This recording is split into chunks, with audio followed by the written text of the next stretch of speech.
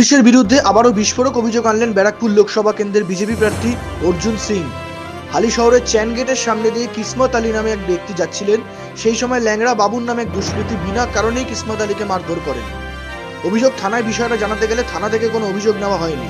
এদিকে কথা জানতে পেরেই বৃহস্পতিবার কিসমত আলী বাড়িতে ছুটে আসেন ব্যারাকপুর লোকসভা কেন্দ্রের বিজেপি প্রার্থী অর্জুন সিং। আক্রান্ত কিসমত আলীকে দেখে বেরিয়ে এসে সাংবাদিকদের মুখোমুখি হয়ে স্থানীয় প্রশাসনের বিরুদ্ধে বিস্ফোরক অভিযোগ আনলেন অর্জুন সিং। এদিকে তিনি বলেন, কিসমত আলী বলে একজন ভদ্রলোক, নিরীহ মাইনরিটি মানুষ, কিসমত আলী উনি আসছিলেন ওই চ্যান গেটের ওখানে। কাউকে ওই ল্যাংড়া বাবন বলে একটা ক্রিমিনাল আছে, সে সৈকত ভওয়াল মার্ডার কেসেও ছিল। এখানকার বিধায়ক আর চেয়ারম্যানের রাইট হ্যান্ড, সবসময় ডান দিকে বাঁ দিকে ঘুরে বেড়ায়। সে পিস্তলে বাট দিয়ে ওনাকে কেন তুই এখানে দেখছিস তার জন্য তাকে মারধর করা হয়েছে। পিস্তলে বাট দিয়ে কোমরে মেরেছে, রড দিয়ে কোমরে মেরেছে, পিস্তলে বাট দিয়ে মেরেছে।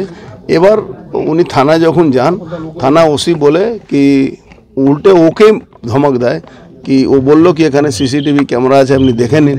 তো বললো তুই বেশি আমাকে সিসিটিভি ক্যামেরা দেখাচ্ছি, তোকে দেখে নেব। আসলে এখানে জেপি পান্ডে আর থানা ওসিকে চাপ দিয়ে এইসব করাচ্ছে, থানা ওসি কাছে প্রেসার দিয়ে এইসব করাচ্ছে। ও পার্থভৌমিকের কথা ও ট্রান্সফার করেছে, এখানেই এসিপি আছে। আমি বুঝতে পারছি না ইলেকশন কমিশন কী করে ওকে এখনও রেখেছে। এখানে ওসি ছিল, এখানে এসিপি, ওর তো প্রায় 3 বছর এখানে রয়ে গেছে, তা কী করে ও এখানে আছে। আমি ইমিডিয়েট আজকেও ওর এগেনস্টে ইলেকশন কমিশনকে বলছি।